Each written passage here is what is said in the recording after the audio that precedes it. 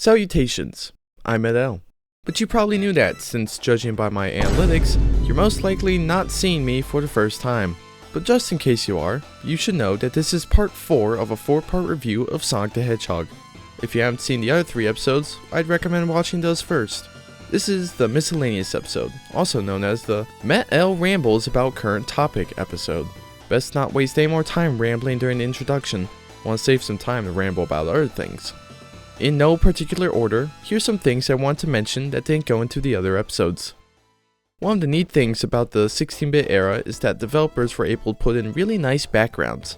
In 8-bit games, backgrounds varied in quality, but none of them were too detailed. In Sonic the Hedgehog, Sonic Team actually provided a sense of progress through the backgrounds. In Green Hill Zone, you see a lake fed by a waterfall surrounded by forest. A mountain range is seen in the distance. Then, in Marble Zone, you move into the forest. The trees hid a network of ruins, both above ground and underground. The mountains seen earlier are now much closer, and the sky seems darker as well. How much time has passed? Spring Yard sees the sky turn a deep purple. The sun must be setting. We are once again closer to the mountains, with their jagged peaks becoming more distinct. Spring Yard seems to be on the outskirts of a city, as some medium-sized buildings are visible. I believe Labyrinth Zone is in the mountains we have seen thus far. The whole zone is inside some ancient structure, and the floor is made out of stones on rocks. The waterfall in Green Hill might indicate a lake somewhere in the mountains, or a labyrinth. Starlight Zone takes us firmly out of a natural environment and places us back in the city, only this time we're not on the outskirts. We are in the heart of the metropolis. Starlight is a highway that goes straight through the city, and as you go further down in the zone, you can see the buildings up close. Up top gives you a view of that beautiful starry night. Guess we took a long time to go through Labyrinth Zone. Well played, Sonic Team. Scrap Rain Zone has a lighter sky than Starlight, but whether this is due to the sun rising or from all the factory lights is unclear. Scrap Rain is a giant manufacturing complex, with smokestacks and blood red lights everywhere. There is no life found here. Act 2 ups the background game as you go inside and stop seeing smokestacks and start seeing conveyor belts.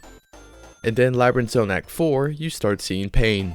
Scrap Rain Zone Act 3 is a color swapped version of Labyrinth Zone. Instead of tan floors and green water, wait, why is it green? That's gross water. You get gray floors and purple water. Perhaps the purple water is meant to be industrial waste from the factories above. Maybe there used to be a mountain here, which is why the labyrinth is underneath Scrap Rain at all.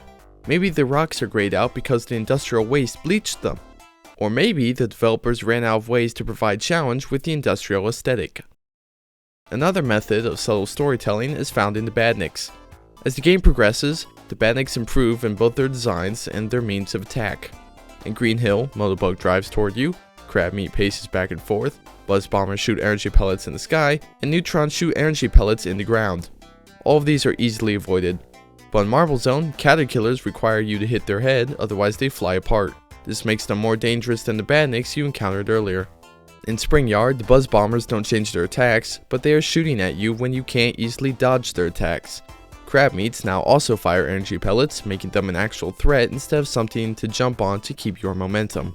And of course we have these things, which are intelligently placed in areas where jumping on them is almost a necessity.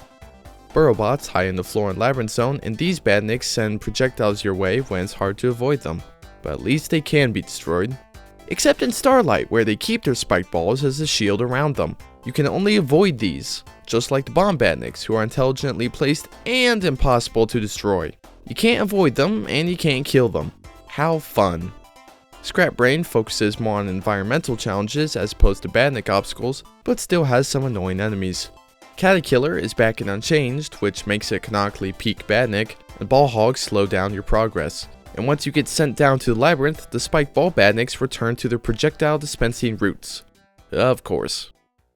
I view the Badnik Evolution to be the result of Eggman discovering what works against Sonic and what doesn't. Sonic easily avoids Motobug, so it's only found in Green Hill. Caterkillars prove to be effective, so they are reused in Scrap Brain. Crab Meats are upgraded to be more effective, and Buzz Bombers are placed in more advantageous areas. These robots are basically edgy Motobugs. This thing is changed to be effective both above and below water, and Ball Hogs guard entire sections of Scrap Brain. The Badniks changing over time both provides more challenge and has cool lore implications. I love it. Sonic the Hedgehog's credits are weird. All of Sonic Team has obviously fake names. Why? Back when Sonic 1 was made, it was Sega of Japan's official policy that game developers could not be credited by name. The idea was that if the developers were properly credited, then they would be poached by other game companies who wanted their skills. As a result, Sonic Team had to use pseudonyms in their credits. So who's who? U2 is a terrible band. U2 is Yuji Naka, the lead programmer. Kiro Yas is Hirokazu Yasuhara, the level designer.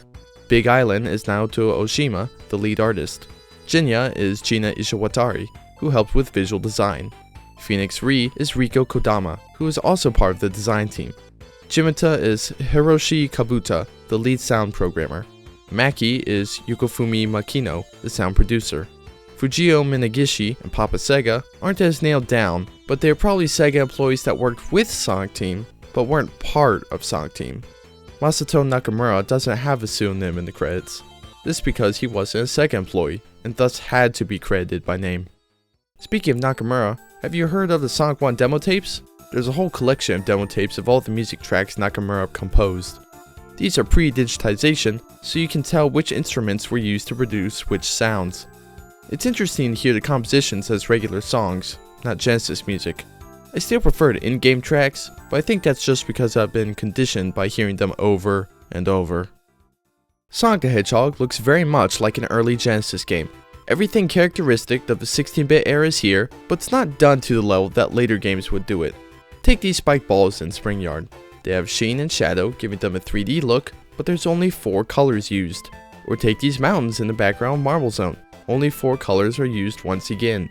This doesn't look bad at all, but when you compare it to a game made in 1994, you can start to see the difference in quality. That being said, this was still light years ahead of 8-bit games. The shading used in this game actually gave us a whole new design.